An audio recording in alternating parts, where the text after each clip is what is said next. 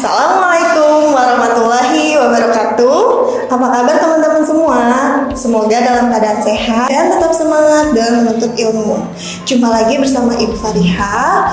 Kali ini kita akan membahas tentang emosi. Sebelum kita memulai, marilah kita membaca doa terlebih dahulu. Bismillahirrahmanirrahim. Allahumma sholli ala sayyidina Muhammad wa ala ali sayyidina Muhammad.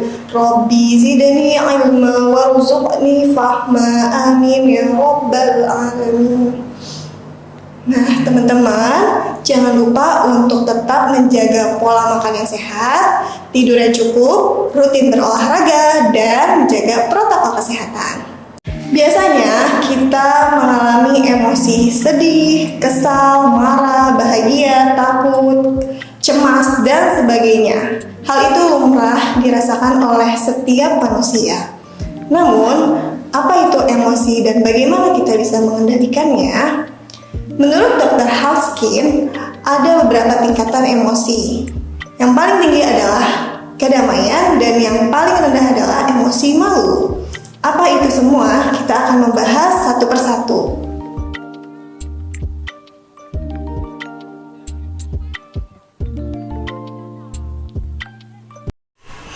Emosi adalah campuran kompleks dari tindakan, ekspresi, dan perubahan internal. Emosi bisa juga disebut respon terhadap makna yang dibuat dari lingkungan. Emosi yang kita rasakan mendasari pikiran-pikiran yang muncul. Oleh sebab itu, kesadaran diri meningkat jauh lebih cepat dengan mengamati perasaan daripada mengamati pikiran. Menurut Hawkins, ada 17 tingkatan emosi yang dikaitkan dengan kesadaran manusia.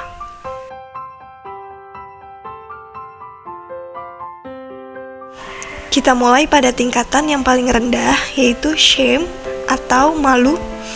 Seseorang akan merasa dirinya tidak berharga. Yang kedua, menyalahkan, cenderung untuk memanipulasi cara berpikir diri sendiri atas kejadian masa lalu. Punya tendensi destruktif atau menyalahkan orang lain. Yang ketiga, apatis, adalah putus asa, tidak memiliki harapan, merasa terpuruk, dan bergantung pada orang lain. Yang keempat, duka cita atau merasa sedih atau kehilangan, cenderung menyesali apa yang telah terjadi, merasa terpisah dan depresi. Takut, selalu melihat bahaya di mana-mana, sering merasa cemas, gelisah, was-was, dan pencemburu.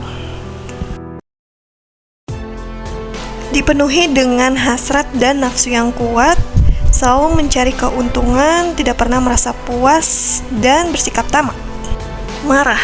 Pada level ini, seseorang akan mengatasi sumber ketakutan dengan kekerasan, ancaman, dan serangan.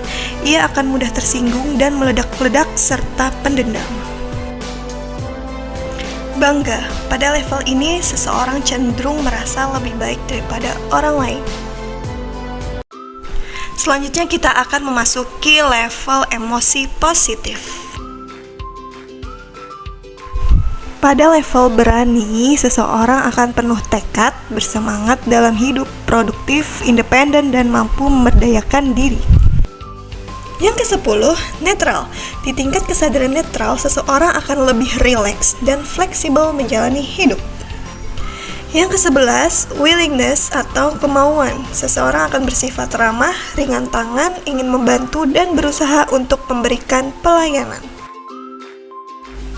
Yang ke-12, acceptance atau penerimaan. Level ini menerima hidup sepenuhnya dan tidak lari dari masalah.